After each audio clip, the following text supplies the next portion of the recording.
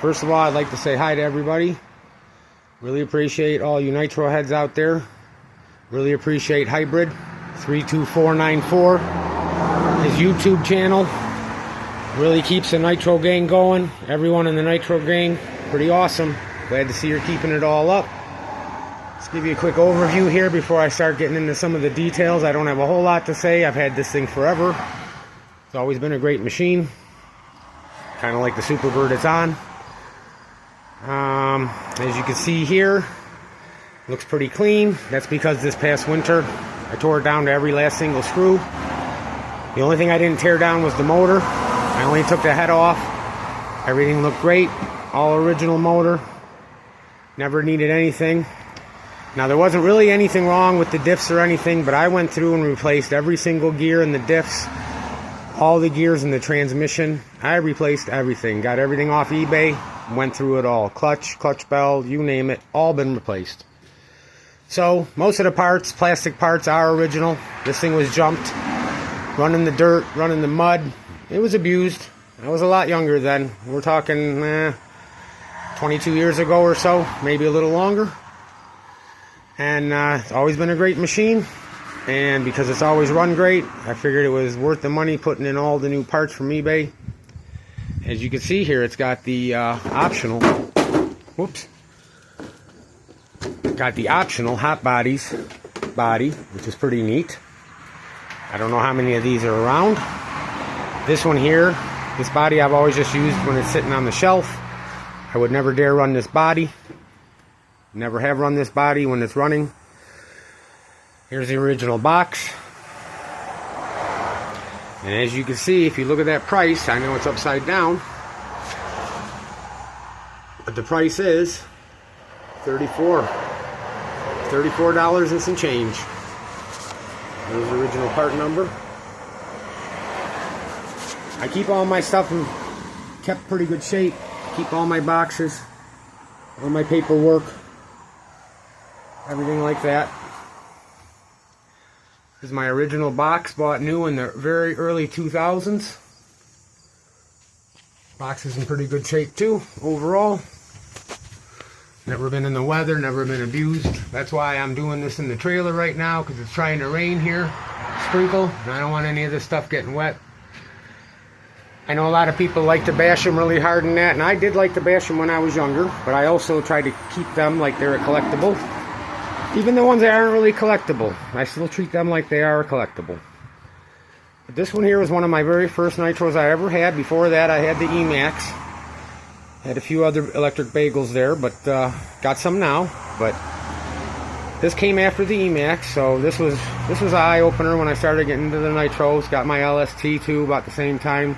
Bought this and my LST probably about a month apart. And got the original fuel here. You can see that. You can't get that anymore, but I save all my bottles. I saved everything. I've got receipts when I ordered beadlock wheels.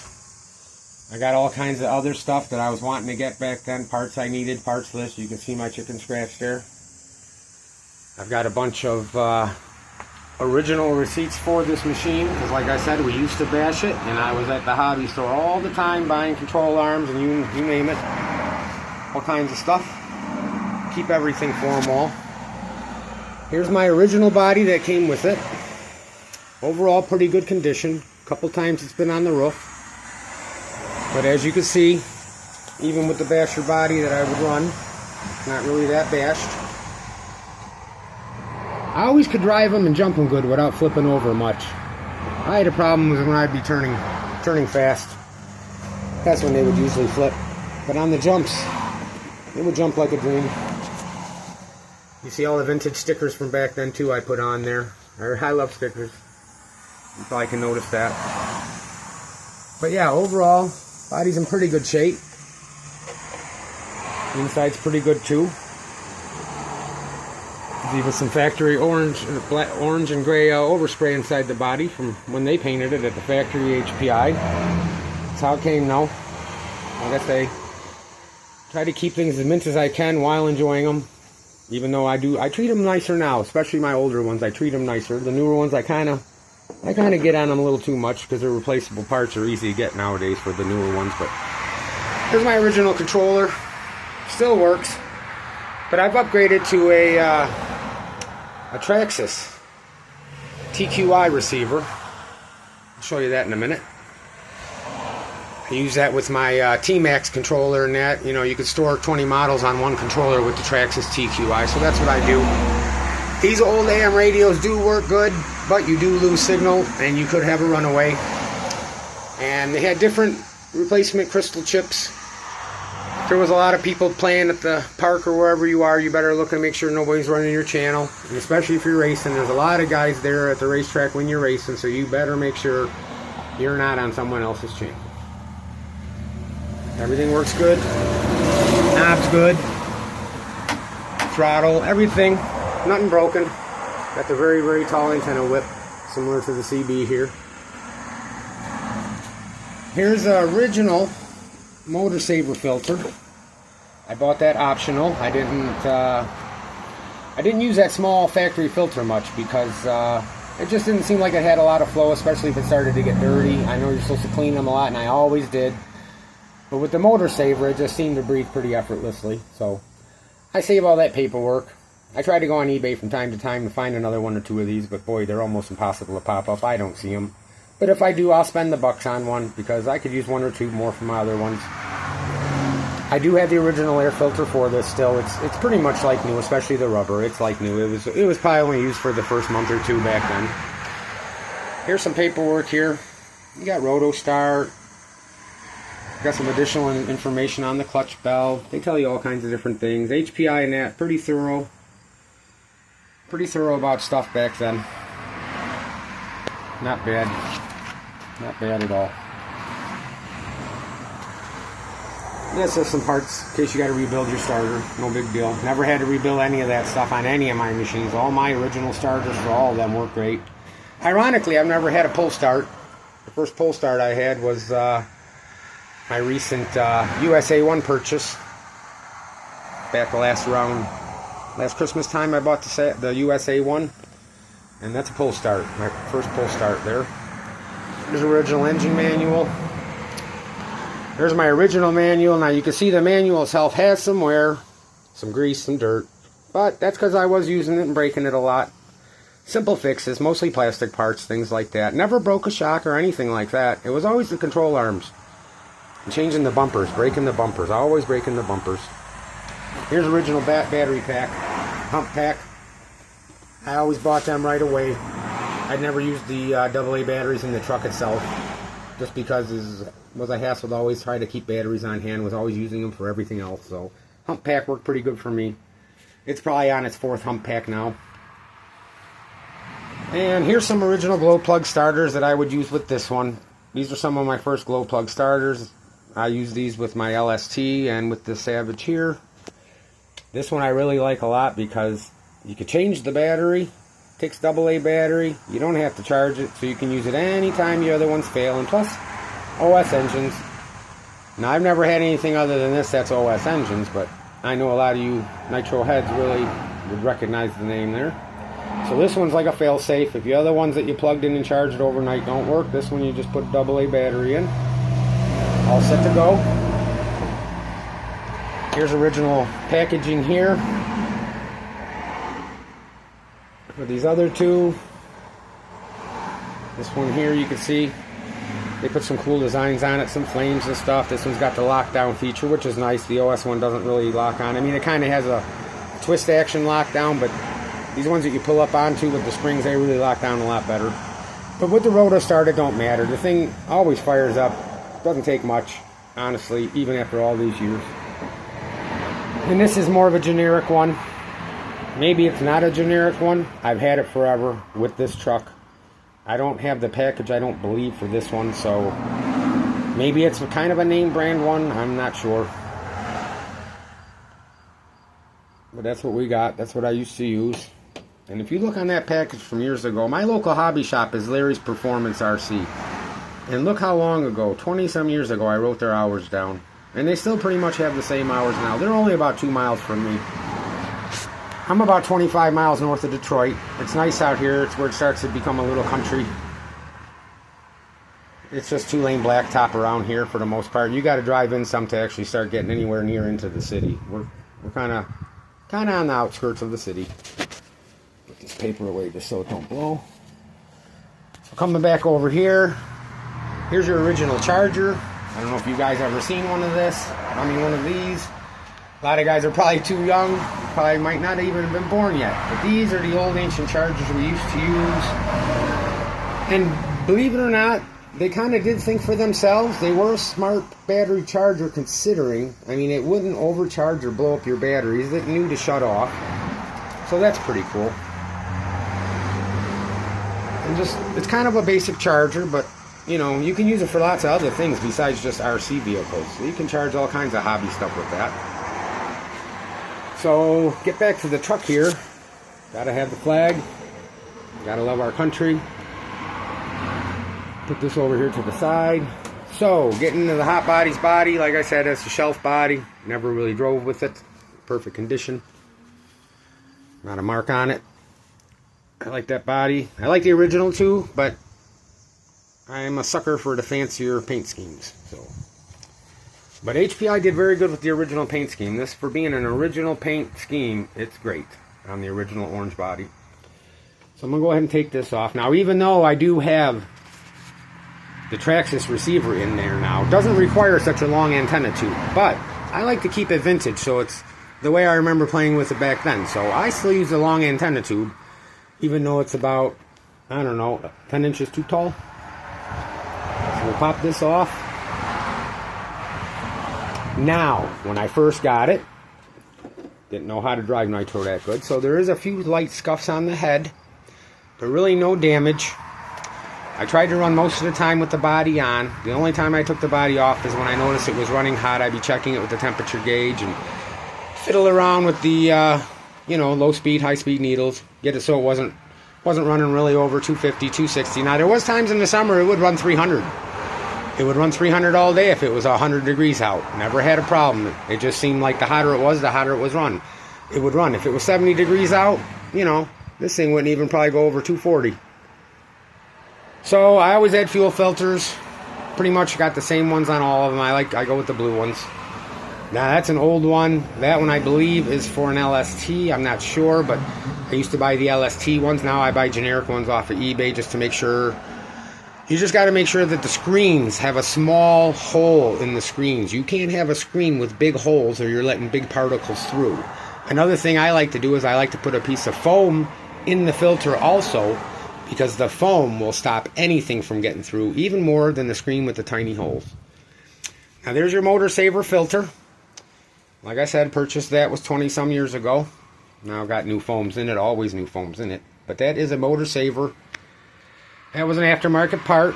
Really popular back then. Hard to find nowadays. You can't get them. Can't get them. I got the RG Logistics pipe on here. Had that on there almost since new. Notice a little bit of performance. Better. Also, a little better sound. A little louder. Not a lot, but a little louder. But you can see, I always wipe them down. Keep them clean. Don't let any nitro be anywhere on the machine because it just corrodes and messes everything up. Now some guys make comments before, even back in the day, they don't like the pipes I put on there. I use automotive pipe, or tubing I should say, mostly for like PVC applications, anything high heat and exposed to fuel under a real car. That's what I use for these nitros. I just get the appropriate size.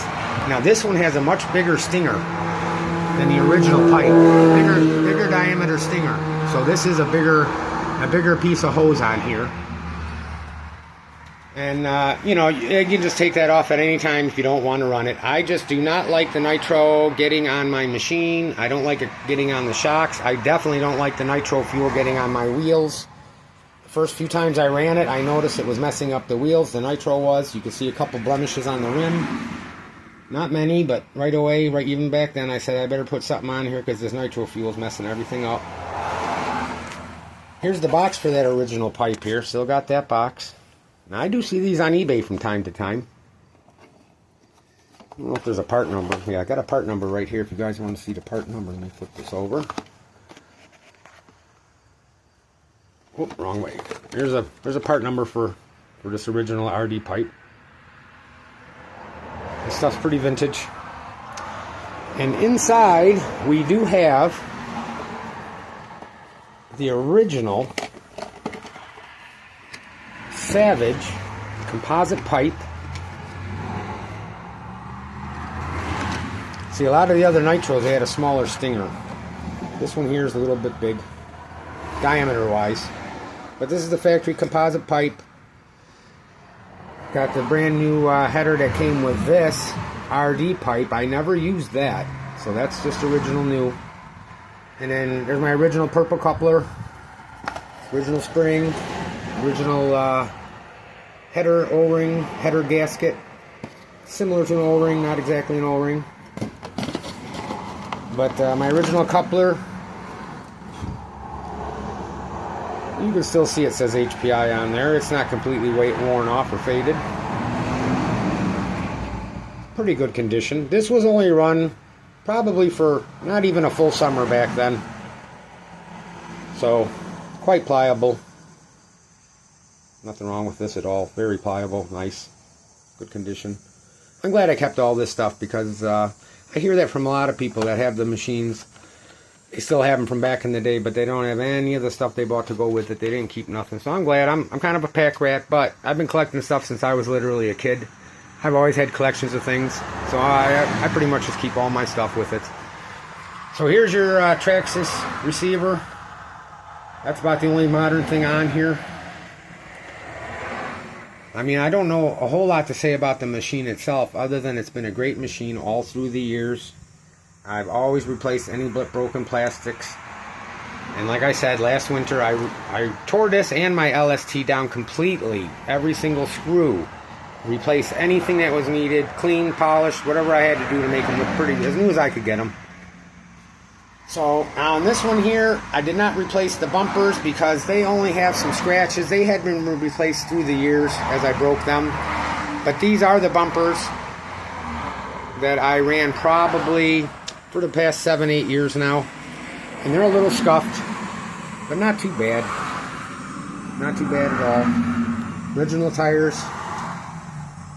Good shape.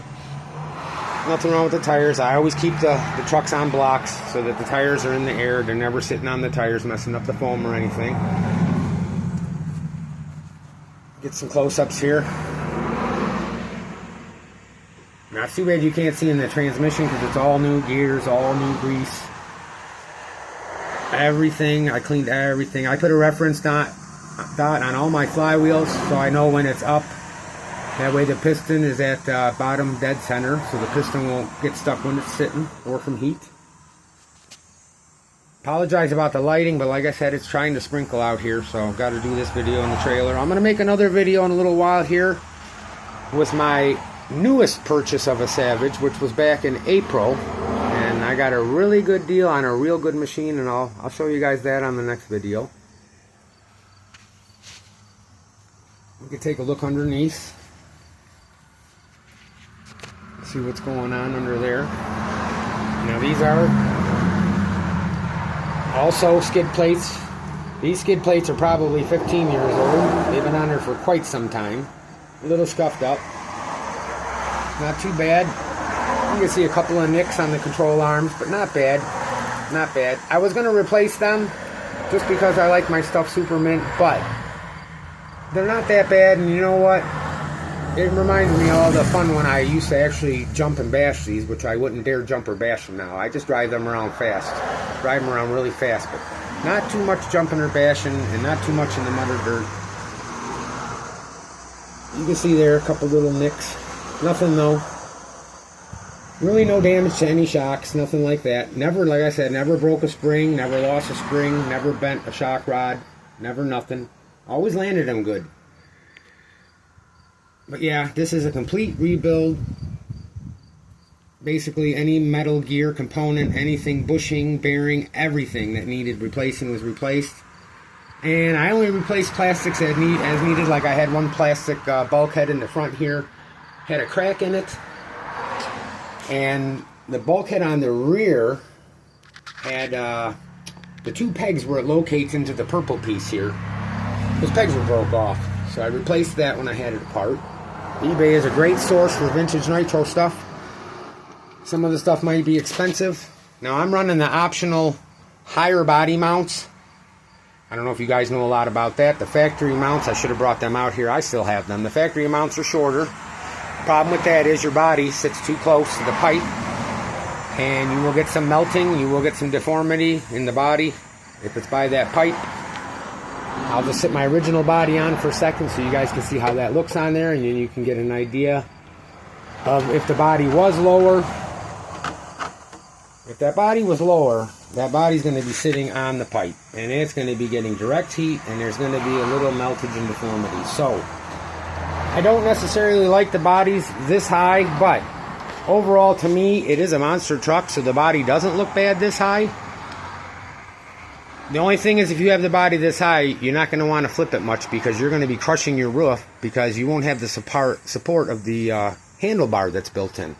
Another nice thing about HPI, they have built-in handlebar for when you're carrying it.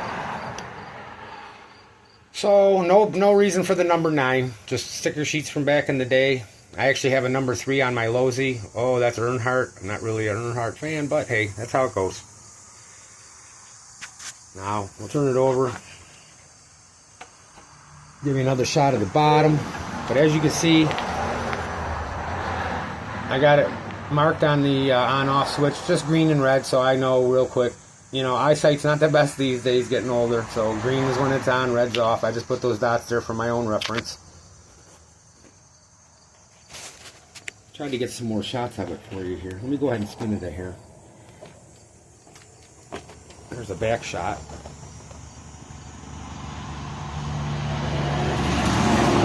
Oh, one other thing, when I was rebuilding it, I did have a cracked aluminum tie bar. I had a purple tie bar down there in the bottom, if you can see that. It was purple and it was cracked and split from the jumping. And those are hard to find, so I actually just, it was cheap just to get the orange one that comes with the newer, not new, but the newer style Savages from probably, 10, 12 years ago, whatever. So I actually don't mind that orange part because it always reminds me of that I did used to beat on it and break it. So maybe one day I'll get an original purple one. You can find them if you look. They're not that easy to come by. But the orange one's like a reminder. Yes, it's been played with, and it always will be. Not as rough now, but will be. Now here's the other side. Never had to mess with the transmission adjustment. I did rebuild this transmission last winter, all new gears, new everything. But I never had to mess with the 2-speed, the shift points, nothing. This thing, right out of the box, has been a dream since day one. I can't say enough. When a machine like this is trouble-free, it's so worth it, because when you get one that has carburetor or trans issues, it can be aggravating. Everything's solvable, but you're out there and you want to have fun, you're in the heat, and for me, when I'm in the heat, I get aggravated much easier when I'm hot and sweaty. But like I said, this is all original servos. Everything pretty much original except for the receiver. I've got a Traxxas pump pack in there now, which I believe is what you use for the T-Max. So that's a Traxxas battery pack also in there, hump pack. Not too much scuffs on the aluminum. That, I wasn't like running into rocks and stones or any of that stuff. All the linkages, everything's mint. Never had a problem with any of that stuff. If anybody needs any pictures or better video up close, in case they're wondering how things exactly go together, this is a perfect example of everything, how it should have come from the factory, with the exception, of course, of the fuel lines. Now, I use the Traxxas fuel lines, the blue ones on my exhaust side, because I take off my blue lines on the Traxxas Revo T-Max, and I replace the inlet line going to the carb with clear so I could see it. So instead of throwing away that blue line that was on the Traxxas, I use that for the exhaust. But you can see here, I put clear on the intake side going to the filter, going to the carb. Now this is the original fuel tank also. Very good condition. Might be a tinge yellow, not much. No scratches. It's really good shape. Give you a good overview of the bottom here. Now I did have a issue with the servo saver. So this is a newer replacement. This is a hot racing steering servo. If I wouldn't have just looked under there, I would have forgot about that. So that is not original part, but it's better than the plastic type. The one that was on here was plastic, and when you're jumping in that, you'd go through them every once in a while, 2-3 times a summer. Now that is the original brake pad. It seems to be just good for the wear as when it was new. This machine starts, runs, great. All new wheel bearings, everything in there is new throughout the whole machine. I'll get some close-ups here in case anybody wants to know how they go together.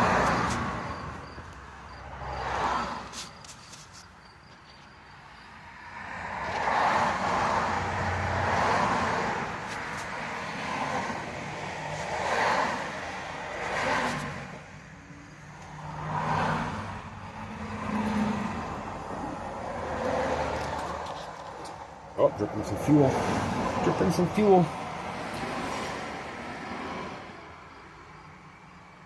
Like I said, I tore this apart, really cleaned it up. I would say it's probably about 80% still original parts everywhere. Original tires still, nothing's ever been replaced that way.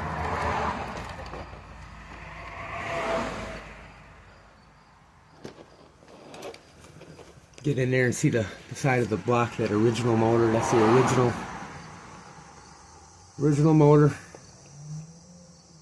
original carb.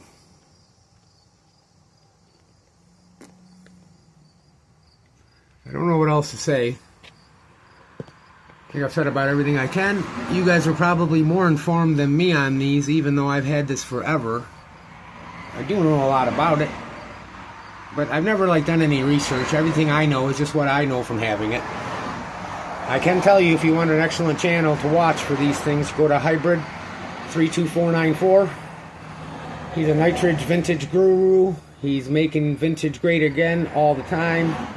He has so many different brands of machines, off names, brand name machines. He's got obscure machines, ones you'll never see. He's got the popular ones. He's a wealth of information if you're having any problems. He shows all his mechanical rebuilds. He does all that. He shows live videos. I would really recommend him. I found him about a year ago, and he seems to be one of the top nitro guys out there. There's probably about 10 of them out there. If you go search on YouTube, there's about 10 top guys out there, nitro pimp. You got different guys out there. They know what they're doing more than me. They have a lot more machines. I've got some machines, but I don't have anywhere near the amount of them that they do. Some of these guys have 30, 40 machines or more. So, I guess I'm going to leave it at that. Don't know what else to say. But here is here's my vintage machine with some of all my vintage accessories and paperwork and how we used to do it back in the day. Hope you guys enjoyed the video. I don't make many videos. Don't really like the sound of my voice on the video. Seems to sound different in real person to me. But, yeah. Savage 25. This one has always been a top runner. Aside from me breaking things, this machine has never caused me any trouble. No trouble.